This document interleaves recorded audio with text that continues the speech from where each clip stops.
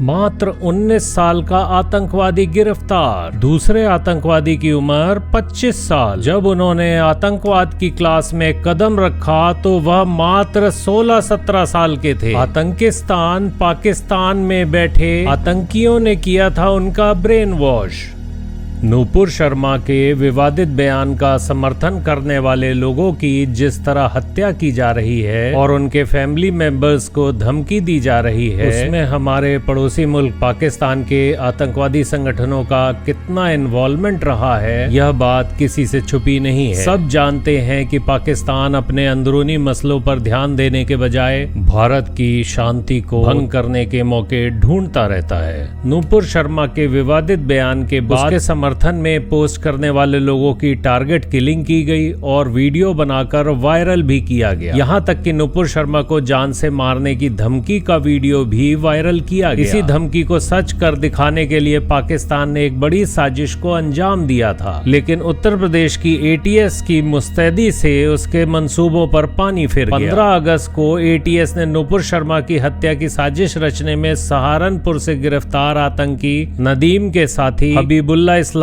उर्फ सैफुल्लाह को कानपुर से गिरफ्तार किया। चौंकाने वाली बात यह है कि 19 साल का यह आतंकवादी कई पाकिस्तानी और अफगानिस्तानी आतंकियों को लगभग 50 वर्चुअल ID बनाकर दे चुका है। ATS के मुताबिक सैफुल्लाह कई जिहादी समूह का भी सदस्य था, जिसमें उसके आकाओं द्वारा जिहाद से संबंधित वीडियो और साहित्य साझा किया जाता था। उसने वही चीजें दूसरे बच्चों के साथ भी साझा की जिन्हें जिहादी बनने में दिलचस्पी थी। वह टेलीग्राम, व्हाट्सएप और फेसबुक मैसेंजर जैसे विभिन्न सोशल मीडिया प्लेटफॉर्म के जरिए पाकिस्तान और अफगानिस्तान में हैंडलर्स से जुड़ा रहता था। आपको बता दें कि शुक्रवार को उत्तर प्रदेश पुलिस के आतंकवाद निरोधक दस्ते ATS ने सहारनपुर से जैश मोहम्मद एवं अन्य संगठनों से जुड़े एक कथित आतंकवादी नदीम को भी गिरफ्तार किया। सहारनपुर जिले में गंगोह थाना क्षेत्र के कुंडा कला गाँव के मोहम्मद नदीम, जो कि 25 साल का था, ने पूछताछ में स्वीकार किया कि उसे जैश मोहम्मद के आतंकी ने नूपुर शर्मा की हत्या करने का जिम्मा दिया था। भाजपा की निलंबित प्रवक्ता नूपुर शर्मा हजरत पैगंबर पर कथित विवादित टिप्पणी के बाद सुर्खियों में आई थी। नदीम जैशे मोहम्मद एवं अन्य संगठनों से प्रभावित होकर फिदायीन हमले की तैयारी कर रहा था। नदीम ने स्वीकार किया कि वह 2018 से जैशे मोहम्मद के आतंकियों से सीधे संपर्क में था। हबीबुल्लाह इस्लाम यूपी के फतेहपुर का रहने वाला है। उसके पिता जफरुल इस्लाम की माने तो सैफुल्लाह को कई दिन पहले उसे घर से निकाल दिया था। अब पता नहीं कि ये सच है या गलत है। वह कहते हैं कि उसका पढ़ाई में मन नहीं लग रहा था इसलिए निकाल दिया। ये बात समझ में नहीं आई। बता दें कि आतंकी हबीबुल्लाह इस्लाम उर्फ सैफुल्लाह, जो बिहार प्रांत के मोतिहारी जिले का रहने वाला है, इसके पिता जफरुल इस्लाम पिछले 25 वर्षों से एक मदरसे में किराए के मकान में अपने पूरे परिवार सहित रहते हैं। असल में हुआ ये कि सबसे पहले नदीम गिरफ्तार हुआ। सहारनपुर से UP ATS ने नदीम को